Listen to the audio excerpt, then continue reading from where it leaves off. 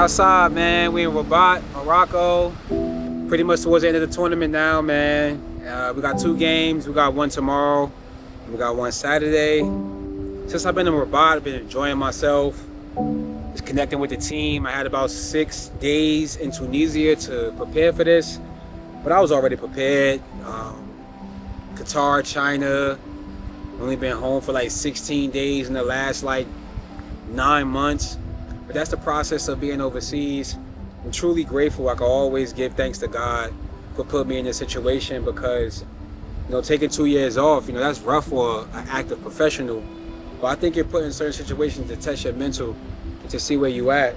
But as you can see, basketball takes you it takes you across the world, all over the world. I done been to many different places, but I think coming out here just to sightsee and kind of just, soak in that air, but embrace the journey.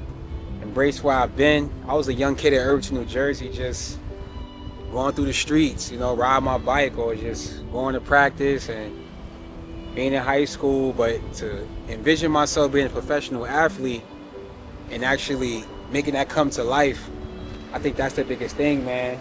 Doing a day in the life is always something I like to do, because I want to keep people intrigued, keep people, up to date with what I'm doing.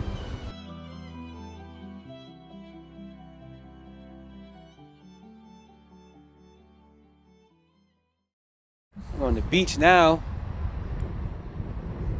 Don't be subjected to comfortability in you, because then you'll shun a lot of the chapters that you can open up in your life.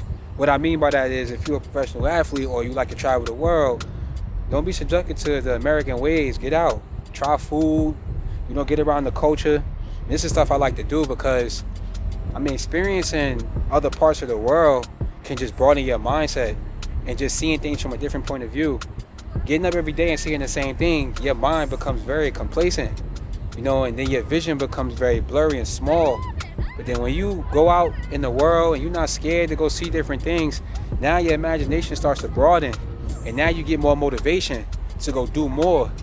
And that's what traveling the world and playing basketball done for me. I've been in multiple countries, 4 different continents, 7 different countries. And all I can say is I learned from all those countries is that they're all different. Some of them are tough to live in, and some of them are beautiful. But Rabat, this is definitely the dopest one I've been to by far. Just the coverage of the ball. And it's a little bit of the team I'm on. This team right here is dope because they got experience, but it was the welcoming that they did for me. They made sure I knew the plays, and they know the type of player I am. Everybody happy for you. And like that bond just was really molded fast.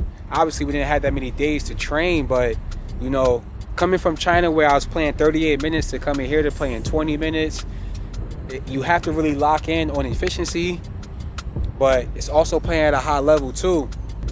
And also just playing on this platform, and the people back at home that's watching me putting on for Jersey, it's really faith, it's really belief, it's really perseverance for the youth. Even the gym that I give back to the community, teaching kids how to mentally stay focused, but still chasing my dream at the same time. Look where that's putting me. So putting them gyms to work, not just speaking and really doing. Because the more I talk, the more I work.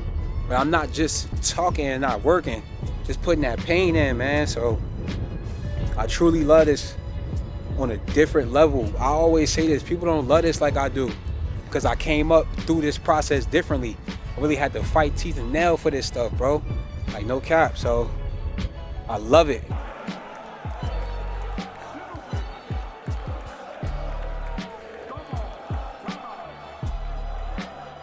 Gotta step into whatever you want to step into with confidence. I think that's the biggest thing. Once you learn that, nothing else really matters. Because at the end of the day, you're doing it for yourself. And I'm a jack of all trades, so any lane I'm in, I'm comfortable, I'm good. I know me. That's not something that I even think about now. I used to when I was young, but you don't gotta overthink this process. A lot of this stuff that you go through is there for a reason, for you to experience it and grow. You gotta unravel the layers. and let them spread out and be who you are, let your true self come out. That's really what it is for me. That's what I've learned.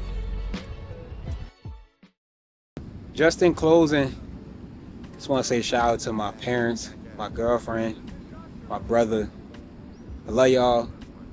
I'm out here grinding, sacrificing home to chase my dreams, but to know I got support back at home.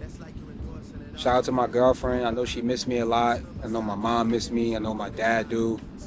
But just know your son out here putting on for the family and doing something that he always wanted to do since he was a young kid. I truly love this game. And I could say that thank you to God. I give all praise and thanks to him. The situations or the mindset that I'm in now over these past 2 years, I wouldn't be this far without God. Honestly, it's something that I could say that's very, very spiritually for me. I've really gotten closer to God, pray all the time, but I'm practicing it, I'm living it. And to see the fruits of my labor, to see his works grow in my life, that's the biggest thing that I can endeavor, and that's what I'm seeing.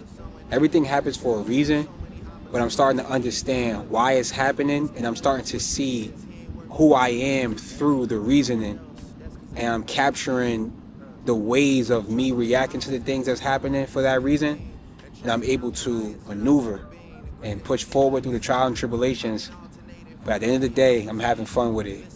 Your boy Jesse Jones, day in the life. Deep-seated resentment is what's filling up their seats. I seen ghosts act like sheep's co-workers turn their enemies.